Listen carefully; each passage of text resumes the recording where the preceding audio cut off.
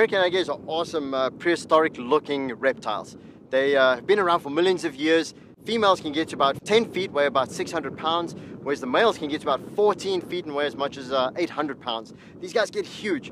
In the wild, you got these broad jaws that they use, almost a U-shaped jaw. They eat a lot of fish. They also have an amazing parental care over their young. So when the females are ready to lay their eggs, they leave the water systems, they go up onto the sandy banks, they dig a hole in the sand, they lay the eggs, and the mother goes back into the river. But she never goes too far away from her nest, because if anything comes nearby, that alligator is totally devoted to protecting those eggs. And if you come by, she'll fly out the water, she'll pop those jaws, chasing any rivals away. And once about 90 to 120 days has gone by, those babies start to hatch out. They actually start to call their mom back to the nest. And they make this cute little chirping sound. Kind of goes like this. Oh, oh.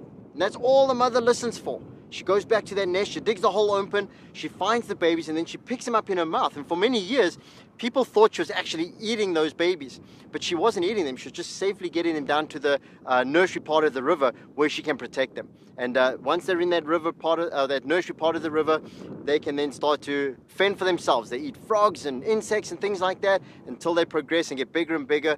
And they roughly grow about a foot a year for the first couple of years of life. These alligators are such amazing creatures they're so adapted to their life in the river systems and the environment. They've got this armor plating called osteoderms. It's pieces of bone within their back part of that runs all the way down the linear of their body, from behind the head down to the tail.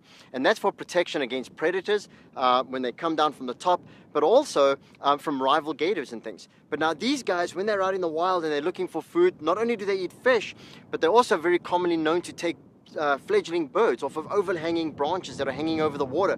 And these gators will swim down. They've got this broad, flat, powerful, muscular tail that they'll swim down, and they shoot themselves almost 90 degrees up out of the water, leaving about 2 feet of the tail in the water and the rest of their body up, shooting up, grabbing those baby birds off the branches and pulling them back down into the water. These animals are so perfectly adapted to their environment, they haven't had to change their shape or form for millions of years.